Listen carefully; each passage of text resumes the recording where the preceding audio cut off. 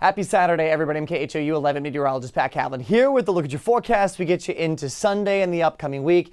We do start to slowly trend drier and hotter as we get into the upcoming work week. I think Sunday will be very similar to what we had today, but still not a bad day. Just a couple of spotty downpours around, but those rain chances start to really drop as we get into the middle of the week. Overnight, though, we do dry things out. Any storms that were out there today, they're gone. We turn partly cloudy, still warm and muggy, though.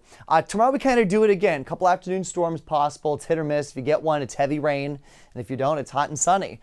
Back to the west, though, more storms, unfortunately, for the hill country. I do think this activity will stay away from us, and I think our chances, again, are just more scattered to isolated in nature through the afternoon. And then as high pressure starts to come in for Monday, our chances drop even more, so fewer rain chances getting into Monday, and that trend will actually continue here into the upcoming week. And in fact, look at this.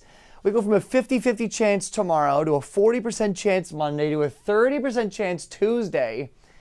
And I'm going to go out on a limb and say I think we'll be dry for Wednesday, Thursday. That may change, but the trend will generally be towards much drier weather as we get towards the end and the middle of the week. This evening we're quiet. Tomorrow morning we'll start off with a lot of sunshine. I think Sunday's actually a really nice day.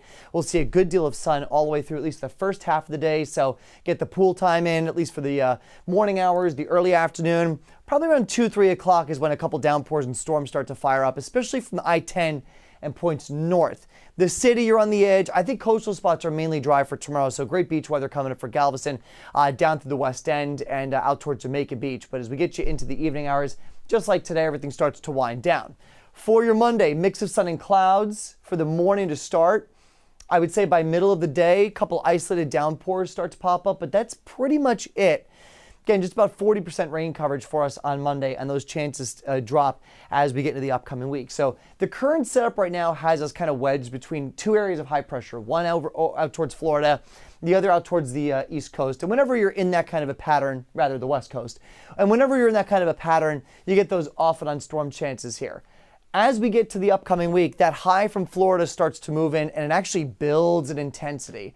And so I think by the end of the week, and going all the way into next weekend, our rain chances drop and we start to turn warmer as well. We're going to go from the mid-90s to the upper 90s, I think, by Wednesday and Thursday. Not a huge jump in temperatures. I don't see any triple digits on the horizon, at least for now. But still, we certainly do start to feel a little more like July here by the middle of the week. In the tropics, again, calendar says July.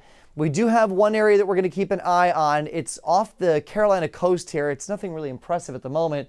And there's a pretty unlikely chance it develops in the next 7 days, but it will be something for us to watch because it's going to migrate from the Atlantic into the Gulf of Mexico.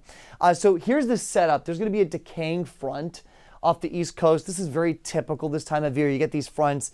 They don't have a lot of oomph behind them, so they kind of fall apart, but there's enough spin in the atmosphere that something usually tries to get going along that boundary. And so we're going to see that kind of drift down towards the south and west.